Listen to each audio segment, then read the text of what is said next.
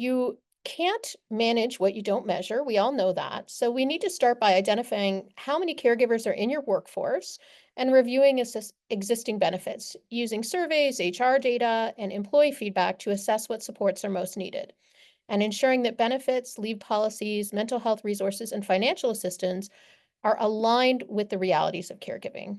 Our research has shown that more than 60% of workplaces don't track how many employees are caregivers, so that is a good place to start.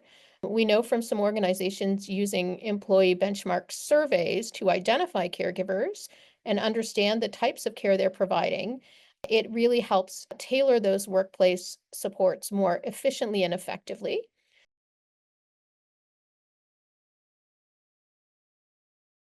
If we were thinking about caregiving employees the way that we think about new parents in the workplace, we know it's not nearly as predictable. We know that there's obviously a very clear way in which people become new parents, and being a caregiver can be not nearly as predictable, but there are ways in which caregivers can be supported. So things like offering leave, sometimes unpaid leave, sometimes leaves, flexible work, we know all about that, but we really need to think about that in the workplace on a continuing basis. And also looking at, could we look at part-time employment for a temporary period of time while people are balancing really intense caregiving without losing your seniority, which again is an ability to support caregivers at a time in their life when they need it most. And we know there's a huge return on investment when you support caregivers in the workplace because they come back even more committed to the workplace. They want to give back to their employer who has supported them.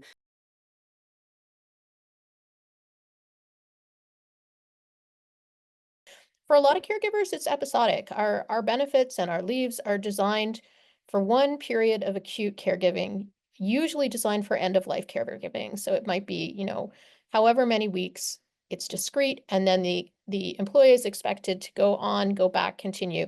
But that is not the majority of caregiving. Needs shift. Caregiving is across the lifespan, and again, it's episodic. It's not a one time. For most people, it is a marathon and not a sprint. So our hybrid and adaptive policies need to reflect that.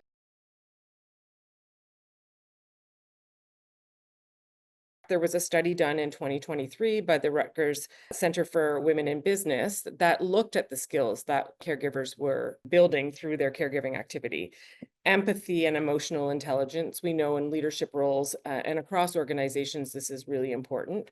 Prioritizing tasks and multitasking and project management, and patience and personal resilience, collaboration, managing complex systems, anticipating needs and encouraging others. We know that many caregivers are trying to influence decisions in the healthcare system. They have no formal ability to influence decisions, so you have to be really compelling in how you present your argument and advocate for things that may not be easy to get through the work system, through the healthcare system. They're efficient, flexible, they have a lot of focus. They're all about teamwork because there's no way to do caregiving without teamwork.